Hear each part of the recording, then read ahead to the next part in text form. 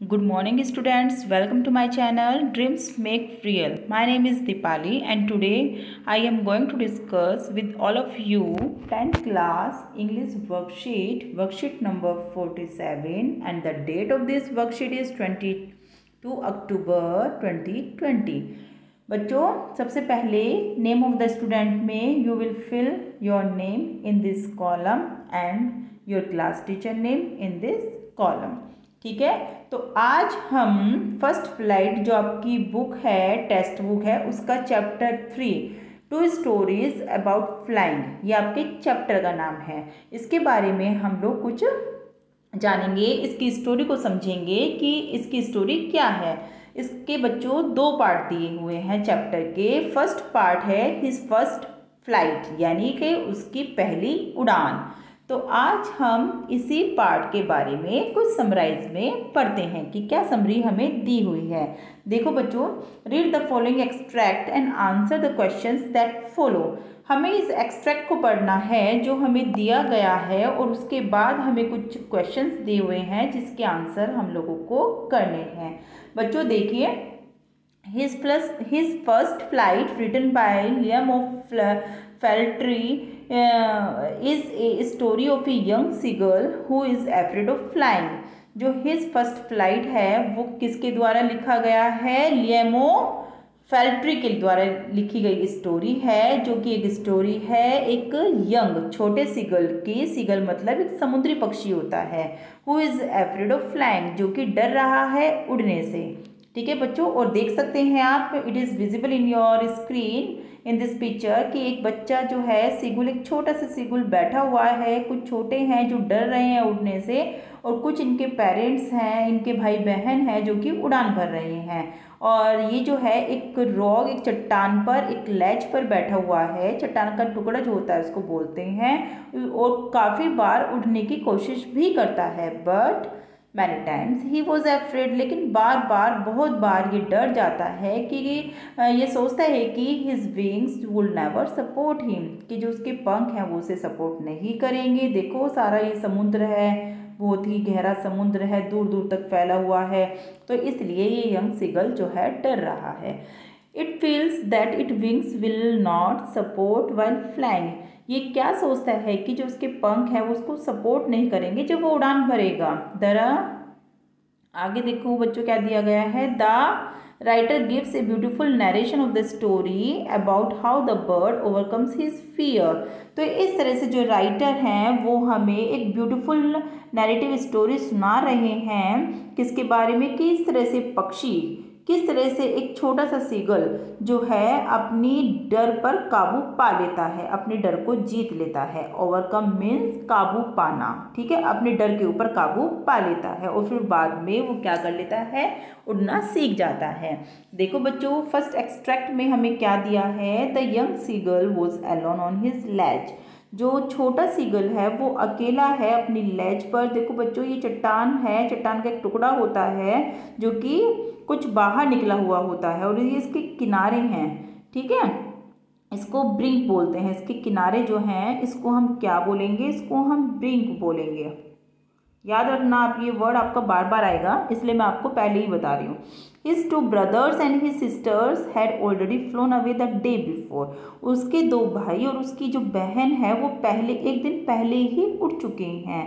He had been afraid to fly with them, लेकिन उसे डर लग रहा था उनके साथ उड़ने में। Somehow when he had taken a little run forward to the brink of the ledge and attempted to flap his wings, he became afraid।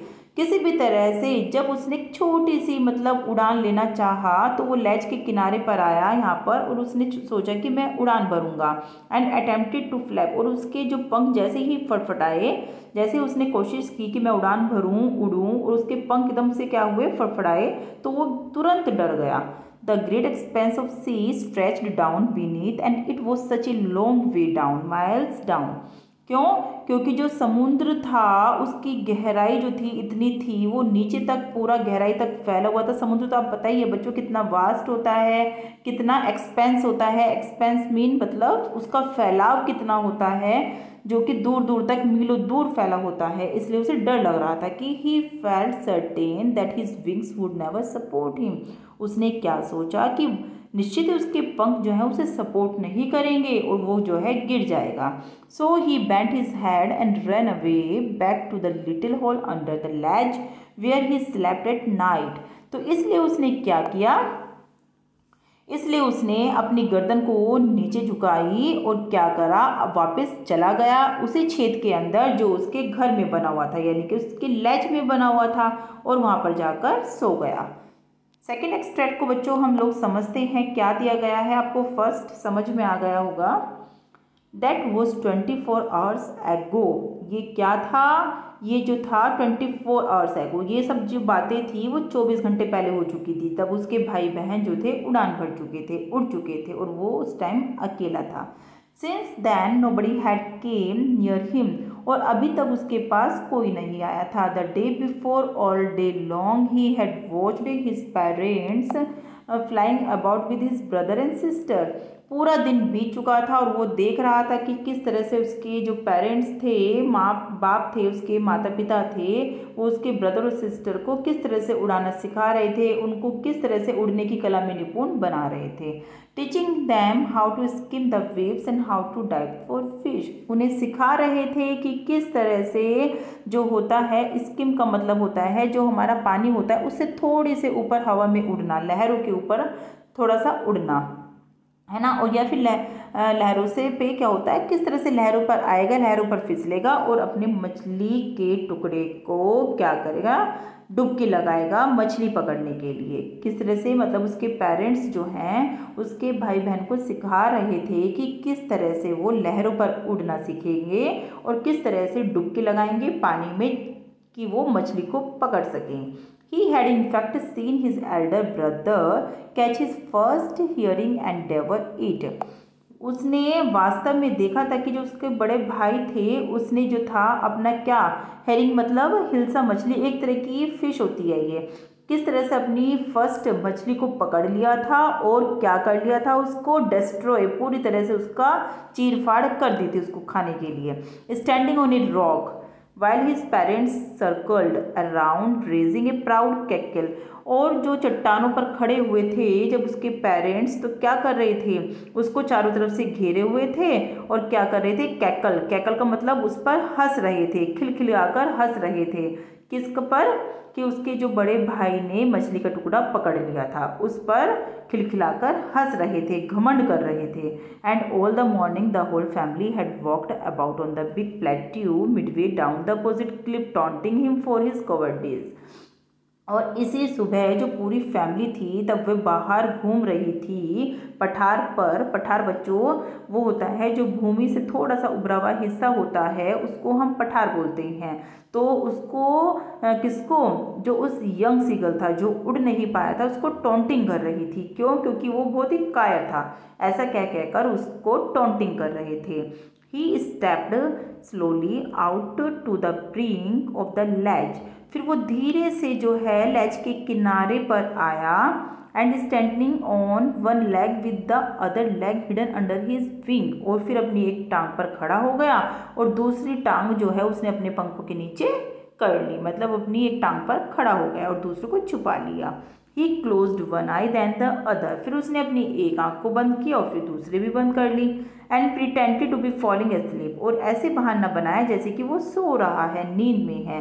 Still they look no notice of him। ताकि, लेकिन उसे तभी भी कोई notice नहीं कर रहा था, मतलब उसके पेरेंट्स उसके ऊपर कोई ध्यान नहीं दे रहे थे। He saw his two brothers and his sister lying on the plateau dozing with their heads sunk into their next. फिर उसने क्या देखा कि उसके जो दो भाई और दो बहन हैं वो क्या कर रहे हैं, दो भाई और दो बहन हैं वो जो पठार पर लेटे हुए थे वो क्या कर रहे हैं, अपनी सिर को अपनी गर्दन में झुकाए हुए हैं, मतलब वो भी बिजी हैं, है ना, अपने सिर को अपनी गर्दन को अपने सिर पे झुकाए हुए हैं, जैसे कि ऐसे सिर को गर्दन के नीचे करके बैठ जाते हैं पक्षी, इस तरह से। His father was preening the feathers on his white back, और जो उसके जो फादर हैं वो क्या कर रहे थे, प्रीनिंग मतलब चोंच से पंख साफ कर रहे थे अपने, ठीक है, अपने पंखों को साफ कर रहे थे जो उसकी बैक पर थे। Only his mother was looking at him, केवल उसकी माँ ही उस पर ध्यान दे रही थी। She was standing on the little high hump on the plateau, जो कि स्टैंडिंग खड़ी हुई थी किस पर, पठार की कुछ ऊंचाई पर। हम का मतलब होता है बच्चों कुबड़, मतलब कुबड़ का मतलब वही हो गया ऊंचाई, ऊंचाई पर, है ना। For white breast thrust forward, और उसका जो सीना था वो बाहर निकला हुआ था। Now and again she tore a piece of fish, फिर उसने क्या किया, एक मछली के टुकड़े को तोड़ा फाड़ा, एंड दे ले एट हर फीट, और अपने पंजों में दबाकर वो मछली का टुकड़ा खा रही थी। And then scraped each side of her beak on the rock, और क्या कर रही थी, चट्टान से जिस लैज पर वो थे उससे अपनी चोंच को पैना कर रही थी, तीखा कर रही थी। ठीक है बच्चों, इस तरह से आपको ये तीनों एक्सट्रैक्ट जो आपके दिए हुए हैं ये समझ में आ गए होंगे अभी, लेकिन हमारी स्टोरी यहाँ पर कंप्लीट नहीं होती है बच्चों। अभी हमारे जितना हमने आज पढ़ा है उसी पर अभी हमसे कुछ क्वेश्चन पूछे गए हैं। चलो इनका आंसर हम लोग दे देते हैं। Why was the young seagull afraid, देखो क्यों डरा हुआ था, because the young seagull was afraid of the vast sea, घने समुद्र से डरा हुआ था। He was afraid to fly, वह उड़ने से डर रहा था। Because he felt that his wings would never support him to fly, क्योंकि वो सोचता था कि उसके जो पंख हैं उसे सपोर्ट नहीं करेंगे। He would fell down into the sea, और वो समुद्र में गिर जाएगा। क्वेश्चन 2 बच्चों हम लोग देखते हैं। What did the young seagull feel about his wings, अपने पंखों के बारे में सीगल क्या सोचता था। The young seagull felt that his wings would never support him, कि उसे सपोर्ट उसके पंख नहीं करेंगे। For how long the young seagull had been alone, कितने लंबे टाइम तक जो सीगल था वो अकेला रहा था। अलोन का मतलब होता है अकेला, कितने लंबे समय तक रहा था, 24 आवर्स तक रहा था। Why was the whole family taunting the young seagull, क्यों टॉन्ट कर रही थी उसकी पूरी फैमिली उस पर, बिकॉज ऑफ हिज कोवर्डिस, क्योंकि उसकी कायरता के कारण। कोवर्डिस मतलब कायरता के कारण। What did the young seagull do out of his ledge, क्यों यंग सीगल जो था वो क्यों आया था, किस तरह से, मतलब वो अपनी लैज पर बाहर आया था। The young seagull pretended to be falling asleep, उसने बहाना बनाया था कि वो सो रहा है, और यद्यपि जबकि वो एक्चुअली अपने ब्रदर को और अपने सिस्टर को देख रहा था जो कि पठार पर लेटे हुए थे। 6th नंबर का क्वेश्चन भी हम जल्दी से देख लेते हैं। What was seagull's father doing, seagull के फादर क्या करते थे। Seagull's father was preening the feather on his back, अपने पीछे के जो पंखों को अपनी चोंच से क्या कर रहे थे, संवार रहे थे पंखों को। तो बच्चों इस तरह से 6 क्वेश्चन हमने यहाँ पर देख लिए हैं, और 7वां मैं आपको यहीं पर समझा देती हूँ। देखो 1 2 3 4 5 और 6 के आंसर मैंने आपको अभी दे दिए हैं, आप लोग स्क्रॉल करके इसके आंसर लिख लेना। 7वें का बता देती हूँ। Pick out the word from the passage that means the same, मतलब हमें सेम जो वर्ड है द वर्ड से मिलता जुलता, मतलब इसका मीनिंग भी यही है और इसका भी यही है, वही छांट कर हमें यहाँ पर फिल इन द ब्लैंक्स में लिखना है।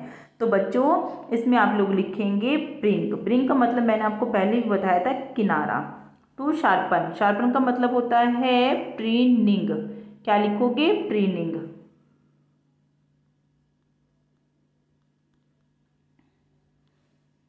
ए narrow flat piece of rock that sticks out from a cliff, क्या लिखोगे बच्चों इसको, बताइए जल्दी, लैज। मैंने यही तो बताया था आपको, चट्टान का वो हिस्सा जो थोड़ा सा बाहर निकला हुआ होता है उसको लैज बोलते हैं। देख लेना आप यहाँ से स्पेलिंग, देखिए ये रहा, इसका आंसर ये रहा और इसका आंसर ये रहा, ठीक है। An area of land that is higher than the land around it, एक जमीन का वह टुकड़ा, वह एरिया जो कि कुछ जमीन से कुछ उभरा हुआ होता है, कुछ ऊंचाई पर होता है, उसे हम प्लेट्यू कहते हैं। PLATEAU। To move lightly just above a surface और सी। इसका आंसर क्या हो जाएगा बच्चों हमारा? स्किम। स्किम बच्चों मैंने आपको बताया भी था कि हवा में मतलब पानी से थोड़ा सा ऊपर घूमना, है ना, यानी कि लहरों से थोड़ा सा ऊपर घूमना स्किम कहलाता है। तो इस तरह से बच्चों आज की हमारी वर्कशीट कंप्लीट हो जाती है। नेक्स्ट क्वेश्चन भी दिया हुआ है, लेकिन ये आप अपना डिस्कस करना कि क्या आपके पेरेंट्स ने आपको कभी एनकरेज किया है, आपको हौसला दिया है जब आप किसी को काम को करने से डरते हैं। तो ये आपको ग्रुप में फ़ोन पर जो है ना अपने फ्रेंड्स वगैरह के साथ डिस्कस करना है, ठीक है, इसको कॉपी में लिखना नहीं है।